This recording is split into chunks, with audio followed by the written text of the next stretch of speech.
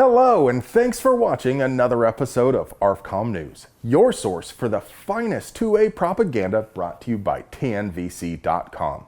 Today I want to tell you about a new Stanford study which claims to prove having a gun in the home puts you in danger. Danger's my middle name.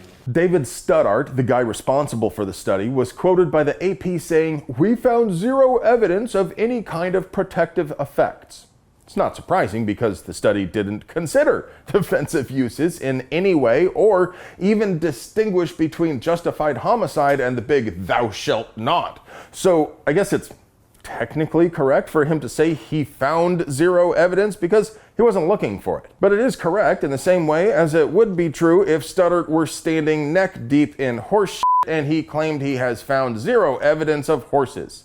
You can't find it if you obstinately refuse to look for it. The study analyzed people who recently started living in a home with a handgun, either because someone in the home has just bought one or because they moved in with someone who already owned one. So kind of an odd data set of recently gun adjacent, shall we say? But by anyone's count, it's a set of people that grew astronomically in recent years, so you can understand why researchers would be interested. When I tell you people who recently became gun adjacent were 50% more likely to be shot to death by someone else over 5 years, that sounds as though having a gun in the house is super dangerous.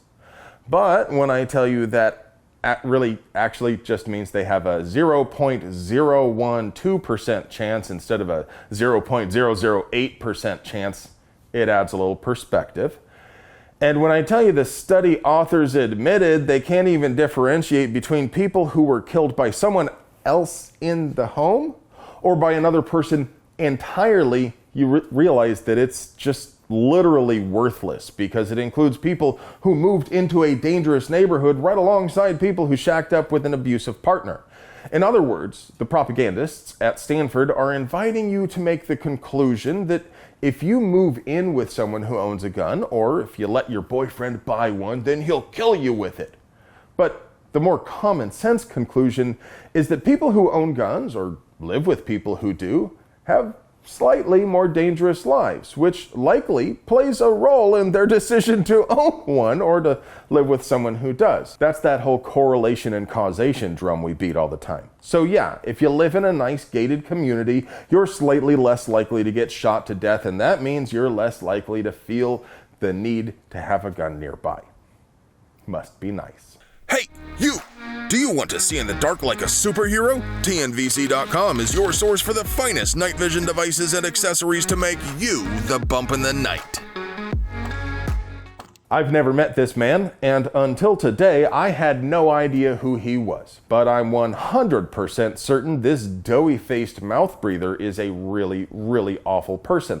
I know this with near certainty because President Poopy Pants is making noises about nominating him for director of the ATF. The AFT. If stranger danger wants him, then he's got to be a disgusting human being. But what's more, anyone willing to take this job is a scummy scumbag anyway.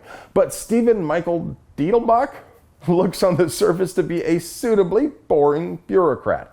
He was appointed by Obama as U.S. Attorney for the Northern District of Ohio.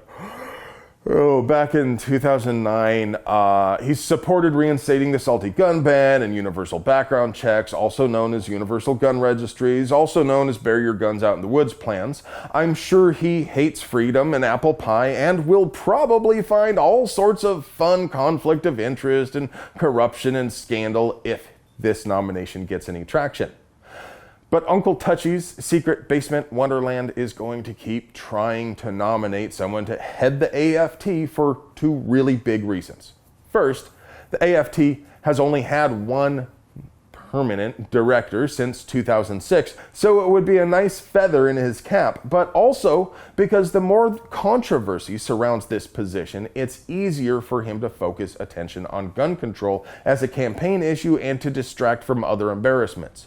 Of course, this is all speculative. The administration is only crowdsourcing the vetting of Diedelbach. They may likely wait to see what the public reaction is and whether anyone drops any serious scandal bombs before making any official announcement. If Uncle Naughty Hands doesn't nominate Diedelbach, or if the Senate doesn't confirm him, another name high on the list of likelies is the current pencil-necked acting director of AFT, Marvin Richardson. I can practically hear him snort and push his glasses up.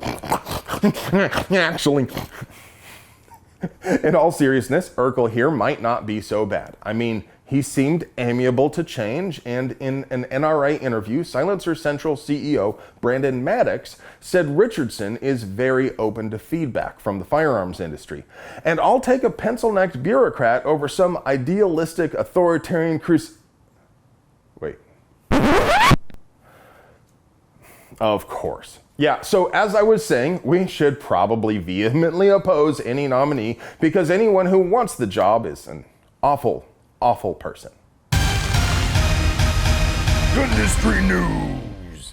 Sig Sauer just announced a new single-action only 9mm with some 1911-ish vibes. The P226 ZEV is a collaboration between Sig and ZevTech to produce a semi-custom pistol based on the OG Sig P226, but with a single-action only fire control group, threaded barrel, optics cut, and modern styling.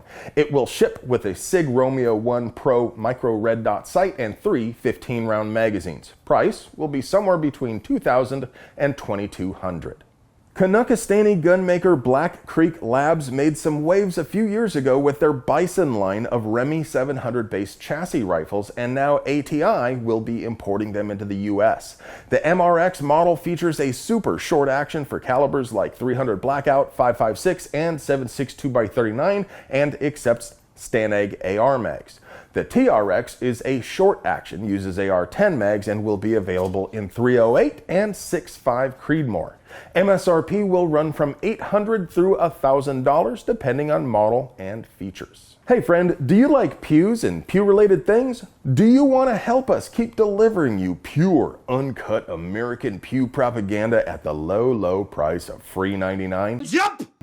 We literally couldn't make this show if it weren't for the generous support of TNVC.com, purveyors of the finest non-GMO night vision devices handcrafted from fine Corinthian leather in the old world style. They also have mounts, lights, training, swag, and all sorts of other 99% cruelty-free gear to make you the bump of the night. And remember, if you aren't subscribed to our channel, you make puppies cry and Captain America is disappointed. I love you.